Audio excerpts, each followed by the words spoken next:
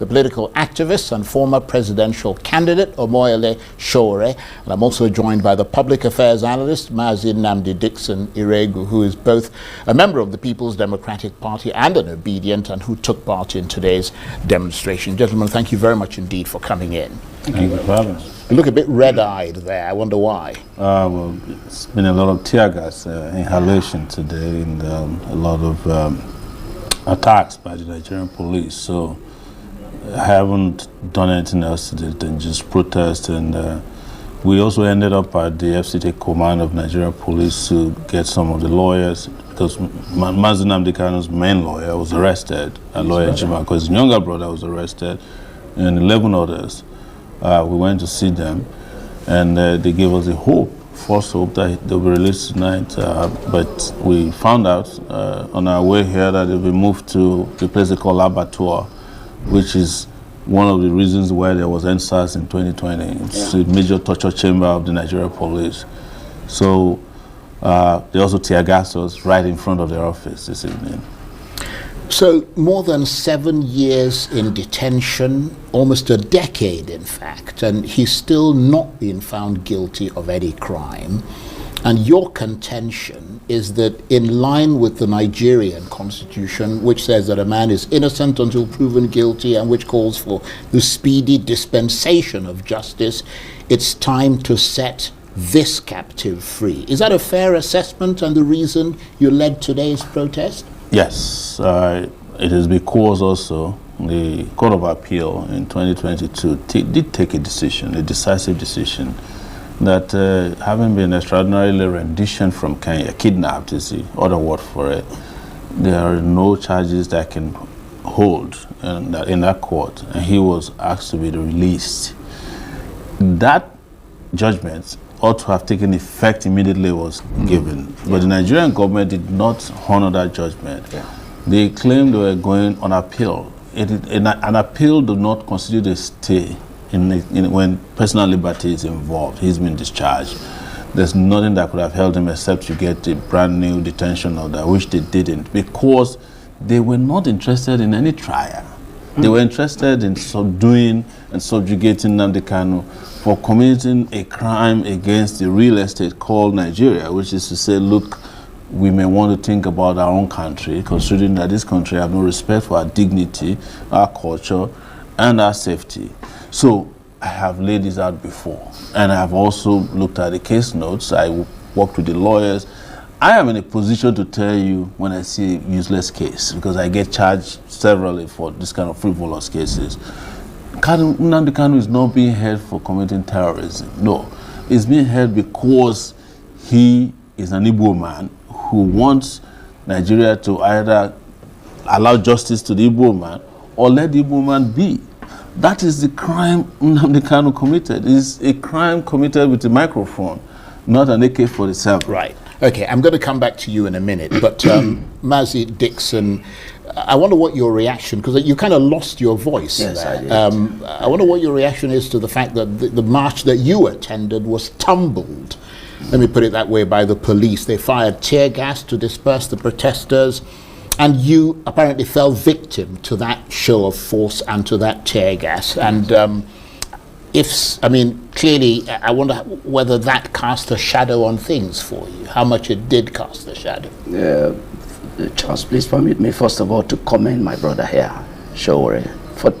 I was born 7 years after the Civil War, and for the first time in my adult life, I felt loved as an Igbo man by other Nigerians. Another Nigerian took it upon himself to say enough of this balkanization of fatherland. Well, that's a bit of an exaggeration, isn't it? But that's what it is. Igbos are across the country doing business and attending to their affairs. That is earned by merit. I'm talking about someone sacrificing his own liberty to say there's a brother in there, because an injury to one should be an injury to all. If we are to build our country, then indeed we must have that understanding that together we should, not by letting some people out of this whole process. So, my brother Sowore, thank you. Thank you for showing love to a fellow countryman, because it's difficult. Look at what Nigerians are going through. But to be fair to Sowore, he's shown that same love to. No. You see, I'm talking for myself as an Igbo man. Okay. Because the case here is that Nnamdi Kanu being incarcerated today is simply because he comes from that part of Nigeria. Because what's his crime? It's not just about, oh, you're not treating my people fine or not treating my people well. It's also about, this is not how to build a nation. So if we can't build this nation the way it should be, then please, we can't stay here. And there's nothing wrong with that. And if you think there's something wrong with it, call him to the table and discuss what are the issues. Okay, if you're not comfortable, what can we do better to ensure that some of those grounds of yours can be addressed and all that. So sincerely, today again, being that it was peaceful, because it was well declared by the convener of this very protest that it is a peaceful protest, and it was peaceful. But go around Abuja, if this was how the Nigerian police force was tackling insecurity in our country, we won't be here. We won't be discussing insecurity in Nigeria. Nobody could move. We just assembled, and before you knew it, they started, not just tear gas, live bullets were released, not just at one location. Even when we now said, okay, since you have stopped us from convening around this so-called big men area, we're moving to the people. We moved from there to Bega, roundabout, and then from there we moved to, they came there and moved us to Otako. They still came that way, tear gassed and all of that, and then moved also to Apo and all that. You now wonder, what is it that the Nigerian government really wants from the Nigerian people? Right. For us to be violent? Is it because we decided to be peaceful? Right. So indeed, it's unfortunate that this is the country that we find ourselves, but it cannot continue this way. Well, Mr. Sowore, let me come back to you. The protests obviously gained a lot of traction on social media. You're very influential on social media and beyond. And it probably alarmed the government, especially after the US Embassy cautioned its citizens to stay away from the protest locations in Abuja. Were you surprised that your call for a protest gained as many followers as quickly as it did? Well, it wasn't only on social media. It happened everywhere around Abuja. We had 6 spots where we had thousands of people converge in march. We were at Utako. We were at Apple, which has the largest crowd. Turnout, yeah. We were at Gudu, and we then relocated to the FCT command where we were tear gas, but we were attacked ruthlessly everywhere we went.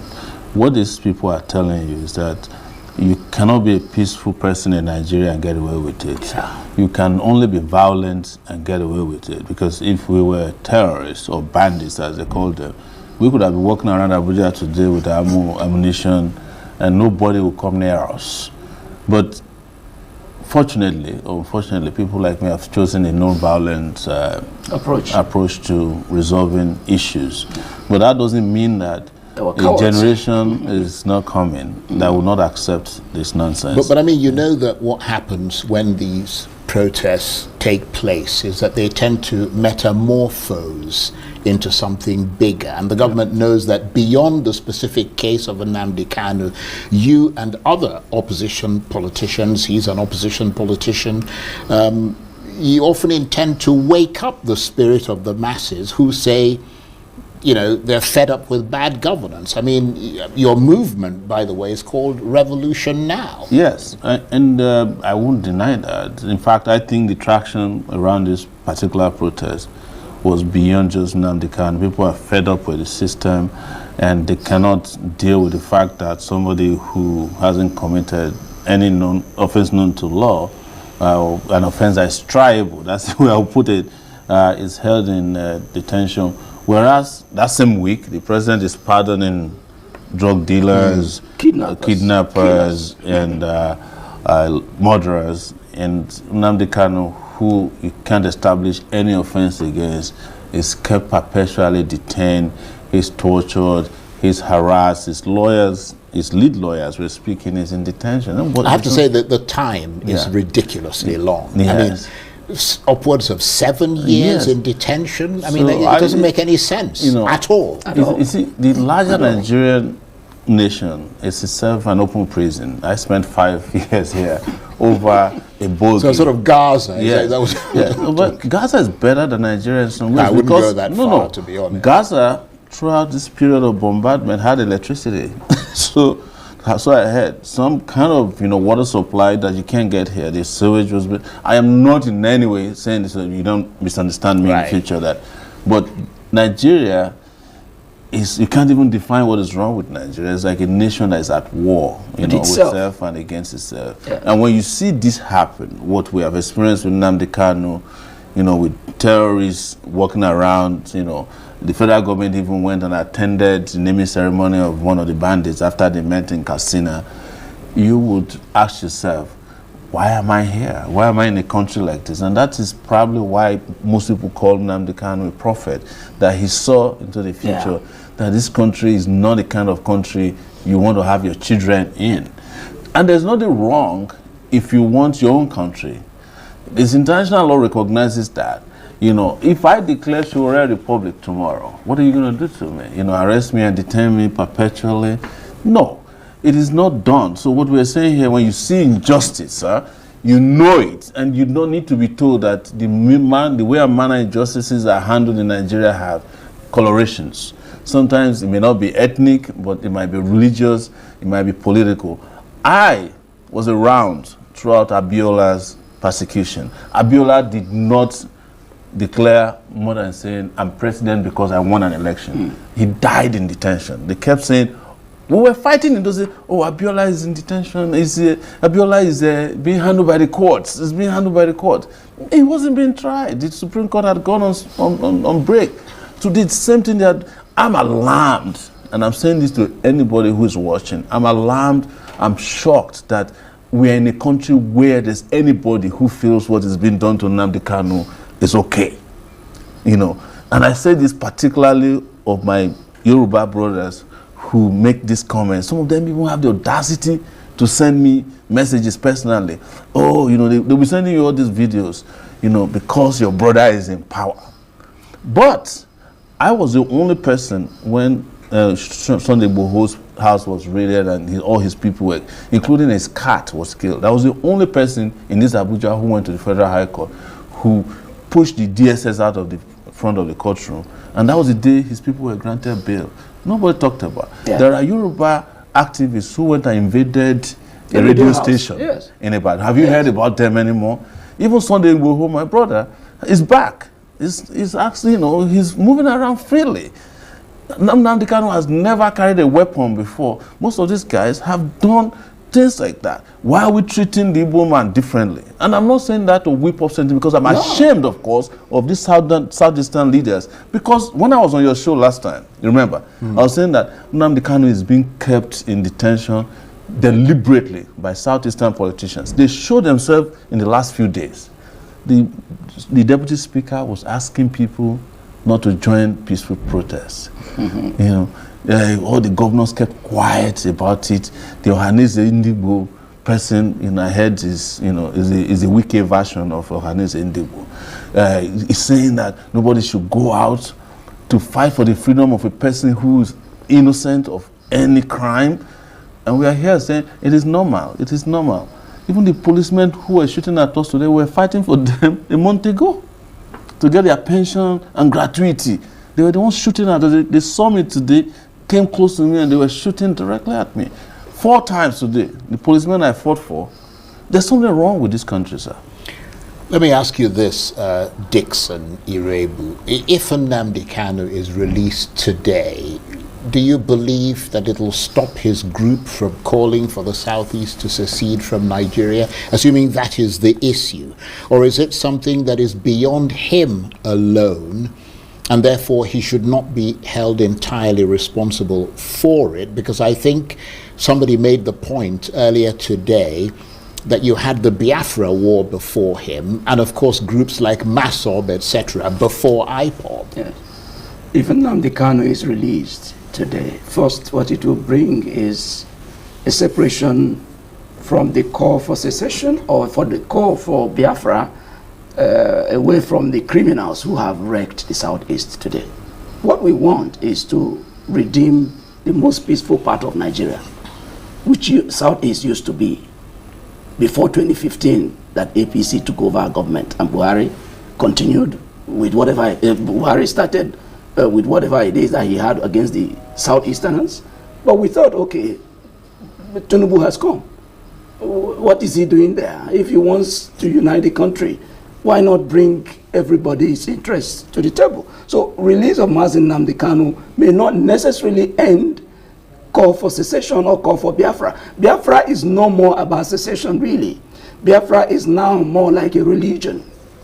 Because, Charles, 3.5 million Nigerians were slaughtered in that war. There is no household in Igbo land today you go to that you won't have one person or the other that was lost in their family. So it will be difficult, therefore, to forget Biafra.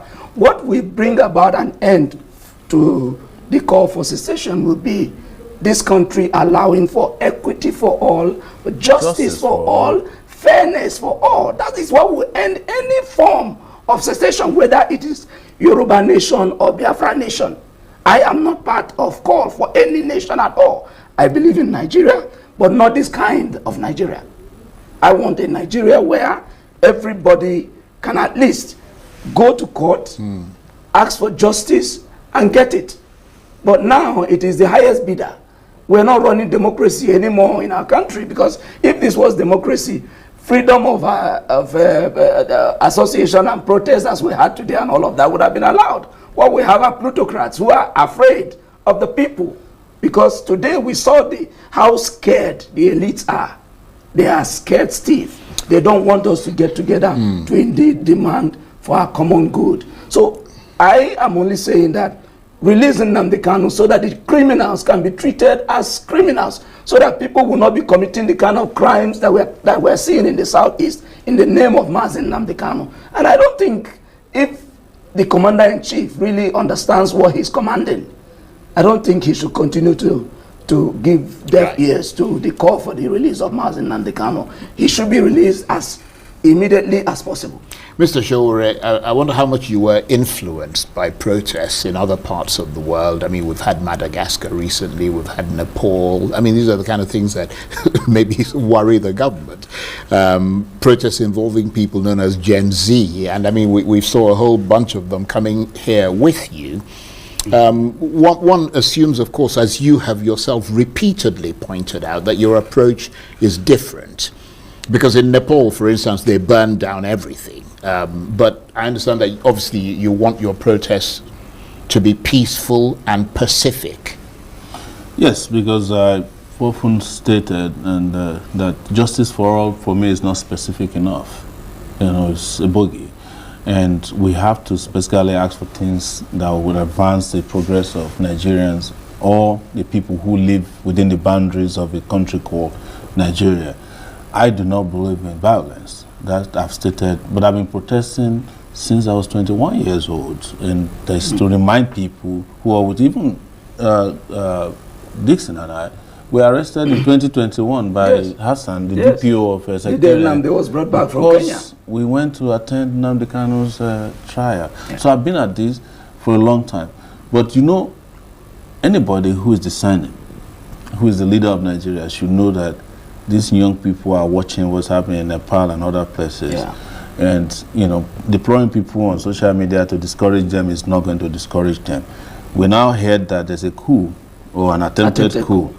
So everything, you know, the jigsaws are coming into place. Those are reports that are verified. Well, and let me just point out that the Defense Department denied that any such thing took place. Well, you know, anything they deny is something you should believe, especially when it comes to those kind of issues. But we have to kind of balance the story. So, but what I'm saying here is that Nigerians are watching, and you can't use barbed wire to separate them from their leaders forever. One day, they will step over the barbed wires, the tear gas will not work, it won't stop anybody, water cannons will be useless. Even the bullets, how many? Even bullets, the moment you kill a few people, but I'm wondering, I mean, you said you've been protesting since you were 21. Yes. I mean, do you, after all those years, do you think that people have a disproportionate amount of power to effect change? Because it doesn't seem to be happening in this, if you like, bifurcated, many channels political world that Nigeria has become, or Nigeria is. If there was no protest in Nigeria, Nigeria would have gone completely to the dogs. If there hasn't been protests over separate different issues, Even the president today Nigeria wouldn't have protest. left military dictatorship. Yeah. Maybe we'll be like Cameroon now, where the person who is president is dead, brain dead, but alive to elections. So nobody should discountenance protests. I met Goodluck Jonathan recently, and I'm glad Aisha is here with us. She has been abusing me about it on her YouTube show, on a lighter note. And I said, can you come protest? It's not fair to say that she can't reply to you right away. She's my friend, I'm just saying. Yeah, okay. But when we spoke up to the point, I said, can you join this protest? He said, no, I'm a former head of state. I can't participate in a protest. I said, but if you run for election and you lose, the first thing you do is to go and protest. Protest, there's nobody in Nigeria that has not participated in protests, from president to high school kids. Buhari was a protester in this country until he became president. Tinubu was funding all the protesters in Nigeria since June 12 and beyond, up to 2015 until they captured power and they now hated protesters. The ones that cannot protest always reach out to people who can help them protest whenever they're in trouble. Yeah. I get that from all these people all the time. This Nnamdi Kanu that we're talking about once protested on behalf of Ojuzo Kalu when he was being tried for corruption. Ojuzo Kalu is now one of the people who says, oh, Nnamdi Kanu should let the court process be completed. But when he was tried for corruption, what did he do? He ran to the APC because he cannot trust Nigerian courts. These are the kind of people you have in these political parties who are so dishonest and hypocritical. They don't care about And like I said, there's a generation washing. And that generation is what the biblical people say that the next Pharaoh may not know Joseph. Abi?